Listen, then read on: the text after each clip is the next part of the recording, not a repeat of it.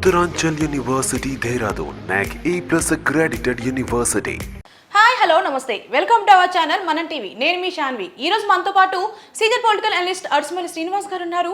ఆయనతో మాట్లాడి ప్రస్తుత రాజకీయాల గురించి తెలుసుకుందాం. హాయ్ సార్, నమస్తే. నమస్కారం. సార్, ఇప్పుడు చూసుకుంటే ఏపీ తెలంగాణ ఈ రాష్ట్ర విభజన జరిగి ఆల్మోస్ట్ 10 years అవుతుంది. కానీ ఇప్పటి వరకు ఏపీకి పర్టికులర్ గా ఒక రాజధాని అంటూ ఏమీ లేదు. వైవి సుబ్బారెడ్డి గారు వచ్చేసి ఏపీకి రాజధాని నిర్మించే స్తోమత మాకు లేదు, ఇంకో 10 years హైదరాబాద్ ని ఉమ్మడి రాజధానిగా కంటిన్యూ చేయండి అంటున్నారు. మరి దీని మీద మీ కామెంట్స్ ఏంటి? ఇప్పుడు ఎలా కామెంట్ చేయాలో కూడా తెలియని పరిస్థితి అండి. ఎందుకంటే సుబ్బారెడ్డి గారు వాళ్ళ ఇంట్లో క్రైస్తవం ఆచరించినా కానీ ఆయన మాత్రం తిరుమల తిరుపతి దేవస్థానానికి చైర్మన్. నిత్యం కలియుగ వైకుంఠం శ్రీ వెంకటేశ్వర స్వామి సమక్షంలో ఆయన పట్ల ఆయనకు సేవ చేసుకుంటూ ఉన్నాడు. ఆయన నోట్లోంచి ఎటువంటి మాటలు రావచ్చా? అంటే ఆంధ్రప్రదేశ్ పరిస్థితి ఏంటంటే ఆల్రెడీ అమరావతి అనేటువంటిది రాజధానిగా ఫిక్స్ అయిపోయింది. దానికి రైతుల దగ్గర నుంచి భూములు తీసుకున్నారు గత ప్రభుత్వంలో. దాంట్లో అసెంబ్లీ, సచివాలయము, హైకోర్టు, అధికారులకి బిల్డింగ్స్, భవంతులు, కొంతమందికి సామాన్య ప్రజలు కూడా క్వార్టర్స్ అన్నీ కట్టారు. అధికారులకి ఉద్యోగస్తులు కట్టారు, అలాగే ప్రజలు కూడా కొన్ని ఇళ్ళు కట్టారు. అవన్నీ మీద మొక్కలు మొలిపించేశారు, రోడ్లు తవ్వుకుపోయారు. ఏదో నామకాహ వీటిలో నడుస్తా 3 రాజధానులనే ఒక మొదనష్టపు ఆలోచన తీసుకొచ్చారు. మరి ఎందుకు ఆ బుద్ధి పుట్టిందో తెలియదు. వాళ్ళు ఎన్నికల ముందు అధికారంలోకి వచ్చిన తర్వాత డిఫరెంట్గా మాట్లాడారు. మొదట్లో నేను ఇక్కడ ఇల్లు కట్టుకున్నాను, అమరావతిలోనే ఇంకా బాగా డెవలప్ చేస్తాను అని చెప్పాడు. ఆయన హామీ ఇచ్చాడు ప్రజల్ని, పచ్చి మోసం చేశాడు. సరే, నువ్వు డెవలప్ చేయకపోయినా, బాగా కట్టకలేకపోయినా చంద్రబాబు గారి కంటే ఎలా ఉన్నదని అలా నడిపించినా కానీ ఇబ్బంది లేకపోయినా, పైగా తిరిగి సర్వనాశనం చేశారు. ఆ రైతులు మనోవేదకు గురి చేశారు. రైతులకి ప్రభుత్వానికి మధ్య ఒప్పందాన్ని బీచ్ ఆఫ్ ట్రస్ట్ అంటే పచ్చి మోసం, దగా, వంచన, కుట్ర చేశారు. వాళ్ళని మానసికంగా వేధించారు. ఇవాళకి వాళ్ళు ఉద్యమాలు చేస్తూ ఉన్నారు. వాళ్ళు శోకం, కంట నీరు, ఇవన్నిటిని కూడా మీరు ఆస్వాదిస్తున్నారు. ఇలాంటి పరిస్థితుల్లో 3 రాజధానులు అన్నారు. 3 రాజధానులు పోనీ చేశారు, ఆ పని చేశారా? దీన్ని పాడు చేశారు. 3 రాజధానులు అయినా చేశారా? 3 రాజధానులు ఇది కూడా ఒక రాజధాని కదా. మరి దీన్ని సంగతి చూడాలి, దీన్ని పట్టించుకోవాలి కదా. ఇప్పుడు కోర్టులో కేసులు ఉన్నాయి, డెఫినెట్గా కోర్టులో కేసేస్తారు. ఒక ఒప్పందాన్ని మీరుతున్నప్పుడు, 2 వ్యక్తుల మధ్య ఒప్పందమే చెడిపోయినప్పుడు కోర్టు వివాదాలు వస్తాయి. అటువంటిది ప్రభుత్వం అంటే ఒక నమ్మకం, ఒక వ్యవస్థతో సామాన్యులు పోరాడుతున్నారు. మీరు అలా అంత మోసం చేయాల్సిన అవసరం మీకు ఏమొచ్చింది? వాళ్ళు ఏం తప్పు చేశారు? వాళ్ళు అక్కడ ఎన్నికల్లో కూడా మిమ్మల్ని గెలిపించారు కదా. మరి మీ మనుషులు కాదు, మీకు వ్యతిరేకించారన్న కోపం ఉండటానికి ఆ లాజిక్ కూడా లేదు కదా. మిమ్మల్నే గెలిపించారు వాళ్ళు, మీ మాటలు నమ్మారు. అంత మోసం చేయడం ఇదొక రకమైతే, 3 రాజధానులు అని చెప్పి పోనీ అక్కడ రాజధానులు కోర్టు అభ్యంతరాలు ఉన్నాయి, డెఫినెట్గా ఉంటాయి. సిఆర్డిఏ చట్టాన్ని మీ తరం కాదు దాన్ని బ్రేక్ చేయడానికి. పైగా ఆ ప్రాంతాన్ని ఏ రకంగా పాడు చేయాలో మీకు విశ్వ ప్రయత్నం చేశారు. ముంచాలనుకున్నారో, ఎడారి చేయాలనుకున్నారు, అడవి చేయాలనుకున్నారు, అడవి చేశారు, మొక్కలు మొలిచినాయి అక్కడ. కానీ ఇంకా సర్వనాశనం చేయాలని సెంటు భూములు అంటే మీ బాబు సొమ్ము అది. సెంటు భూములు ఇవ్వటానికే అక్కడ ఎవరిది అది? ఆ భూములు అది ఒప్పందం ఉందా? రాజధానికి ఒప్పుకున్నాడా? మీ ఇడుపులపై ఇవ్వండి సెంటు భూములు, ఎందుకు ఎవరో దాని అంటే ఏదైతే ఒక సెంట్రల్ యూనివర్సిటీలో కేంద్ర ప్రభుత్వ సంస్థలకి, కంపెనీలకి, ఇండస్ట్రీలకి కేటాయించిన స్థలాల్లో సెంటు భూములకి ఇచ్చి స్లమ్ చేద్దామని చూస్తారు మీరు.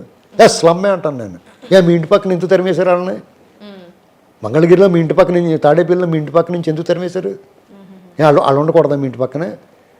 ఇలాంటి వైవిధ్యభరితమైన వాళ్ళకి చెప్పితోటి చేసేతోటి చేస్తున్నారు. ఇప్పుడు సిగ్గు లేకుండా, సిగ్గు, శరం, మానం, మర్యాద అన్నీ వదిలిపెట్టేసి మాకు చేత కాలేదు, ఉన్నదాన్ని పోగొట్టం, చెప్పిన దాన్ని పోగొట్టం, ఏదీ లేకుండా మాకు రాజధాని లేదనేటువంటి మాట చెప్తారు. రాజధాని లేకపోవటం ఏంటి? అమరావతి ఉంది అక్కడ. కానీ మీరు ఇవాళ హైదరాబాద్ ఇంకో 10 ఏళ్ళు అడగటం అంటే, మీరు ఆల్రెడీ అక్కడ ఆస్తులన్నీ అప్పచెప్పేసి వచ్చారు కదా. అధికారంలో రావడమే కేసీఆర్ గారు కాళ్ళు అట్టేసుకుని కింద పడిపోతాడేమో అనుకున్నాం ఆయన కాళ్ళు పట్టుకున్న విధానం చూసి. అలాంటి పరిస్థితుల్లో వాళ్ళు మొత్తం విభజన సంబంధించి మనకు రావాల్సిన ఆస్తులకు సంబంధించి, మనకు రావాల్సిన బకాయిల గురించి అన్నీ విడిచిపెట్టేసి ఏమీ మాట్లాడకుండా మొత్తం వాళ్ళకి అప్పచెప్పి వచ్చేసిన తర్వాత ఇంకా హైదరాబాద్ 10 ఏళ్ళలో, 5 ఏళ్ళలో, ఇంకో 2 ఏళ్ళలో, 3 ఏళ్ళలో మాకు ఇంకా కావాలి, ఉండొచ్చమని అడుగుతా ఉంటే ఎంత సిగ్గులేని తనం అది. సార్ ఇప్పుడు చూసుకుంటే రాష్ట్ర విభజన 2014లో జరిగింది, వైసీపీ పార్టీ 2019లో వచ్చింది. మరి ఈ 5 సంవత్సరాల్లో ఎంతవరకు క్యాపిటల్ కోసం కృషించారు? ఇంకో 10 సంవత్సరాలు అడుగుతున్నారు కదా, స్తోమత లేదు అంటున్నారు. మరి ఆ స్తోమత రావాలి అంటే ఇంకెన్ని సంవత్సరాలు పడుతుంది? స్తోమత లేదంటే స్తోమత ఎలా ఉంటుంది? ఉన్నదంతా గోకేసుకుని వాళ్ళు దొబ్బేసిన తర్వాత ఇసుక దోపిడీ, మద్యం దోపిడీ, భూములు పందేరాలు, వాట్ నాట్ ఎవ్రీథింగ్ లూటెడ్, మొత్తం దోచేసుకున్నారు. డే లైట్ రావరి పట్టపగలు దోపిడీ చేశారు. ఇక ఏముందో ఏమీ లేదు, స్తోమత నిజంగానే ఉండదు ఇప్పుడు. పైగా వాళ్ళకి ఏంటంటే అమరావతి భూములు దొబ్బేయడానికి లేదు, అక్కడ లాకేసేసాడు చంద్రబాబు గారు. ఆ తాళం వేసేసి ఆ తాళాన్ని గూట్లో పెట్టారనుకో ఎవడో కూడా వచ్చి తీస్తాడని దూరంగా పడేసాడు, ఎవడు కనపడకుండా. అంటే ఆ తాళం తెరవబడదు అని చెప్పి దొబ్బేయడానికి ఏమి లేక, మాకు దొబ్బేయడానికి లేనప్పుడు మాకెందుకు అనుకుంటున్నారు వాళ్ళు. ప్రజలు అలా అనుకోరు కదా. ఇప్పుడు వీళ్ళు హైదరాబాద్ని అడుగుతున్నారు, కొన్ని మద్రాసును కూడా అడగవచ్చు కదా, అదేం పాపం చేసింది? మన ఉమ్మడి రాష్ట్రంలో మన క్యాపిటల్ మద్రాసే కదా. ఇప్పుడు ఉమ్మడి మద్రాసు రాష్ట్రంలో ఉన్నప్పుడు క్యాపిటల్ మద్రాసే కదా. అలాగే చన్నపట్నం అడగచ్చు, ఏమంటే కొన్నాళ్ళు ఉంటాం, ఇప్పుడు మన ఇల్లు బాగు చేసుకుంటున్నాం అంటే, మీ ఇంట్లో ఉన్నామంటే మన వాళ్ళు చుట్టాలు ఎవరో ఒకరు ఉండమంటారు. ఇది అలాగా సిగ్గు లేకుండా వీళ్ళు అడుగుతున్నారు. ఇప్పుడు బెంగళూరు ఏం పాపం చేసింది? బెంగళూరు కూడా అడగచ్చు కదా. ఒకప్పుడు బరంపురం కూడా మనతో ఉంది ఒరిస్సాలో, ఇప్పుడు భువనేశ్వర్లో కూడా అడగచ్చు, తప్పులేదు. నవీన్ పట్నాయక్ గారిని అడిగితే ఉండమంటాడు. మాకు సిగ్గు లేదండి, మాకు బుద్ధి లేదండి, మాకు చేత కాదండి, మేము దద్దమ్మలమండి, మేమేమీ చేసుకోలేమండి, మేమేమీ చేయలేమండి, వీళ్ళు బుద్ధి లేక మమ్మల్ని ఎన్నుకున్నారో, రేపు ఓడించకపోతే ఇంతకన్నా దారుణంగా చేస్తామని డైరెక్ట్గా చెప్పి ఈ మాటలు మాట్లాడాలి వాళ్ళు. ఎందుకంటే ఆంధ్రుల ఆత్మగౌరవము, పౌరుషం ఇవన్నీ ఏమైపోయినాయో కనపడతలే. ఈ మాట మాట్లాడిన తర్వాత ఆయన రోడ్డు మీద తిరగనివ్వచ్చా ఎవడన్నా? ఎంత సిగ్గులేని తను. ఆల్రెడీ 5 ఏళ్ల క్రితం మనం అక్కడికి వచ్చేసారు వాళ్ళు. 7 ఏళ్ల క్రితం అసెంబ్లీ కట్టారు, సచివాలయం కట్టుకున్నారు, ఇవన్నీ కట్టుకున్న తర్వాత అక్కడ పరిపాలన అక్కడి నుంచి నడుస్తున్న తర్వాత మాకు రాజధాని లేదన్న మాట ఎలాగంటాడు? ఎవరైతే పూజీ దాన్ని ఎలా సహిస్తారు ప్రజలు?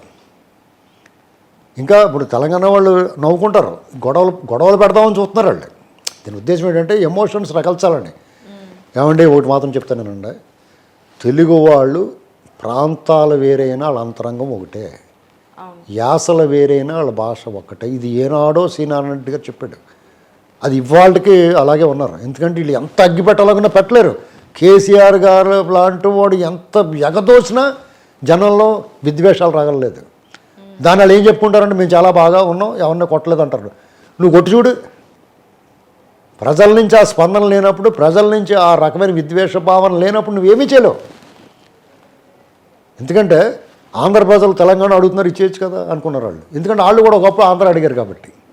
అసలు దీంట్లో గొడవే లేదండి. జలాల విషయంలో కూడా ఎవడ పట్టించుకోడు. పెద్ద డ్రామా ఆడారు నాగన్ సార్ ఎన్నికల నాడు. ఏమైంది? పెద్ద డ్రామా వేశారు. పోలీసులు పెట్టి, అటు పోలీసులు ఇటు పోలీసులు పెట్టి పెద్ద ఉద్రిక్తత వాతావరణం. ఈ వాళ్ళ కూలి మీడియా అంతా కూడా చూపించేసింది బ్రేకింగ్లు. పెద్ద అడవాడి వాతావరణం.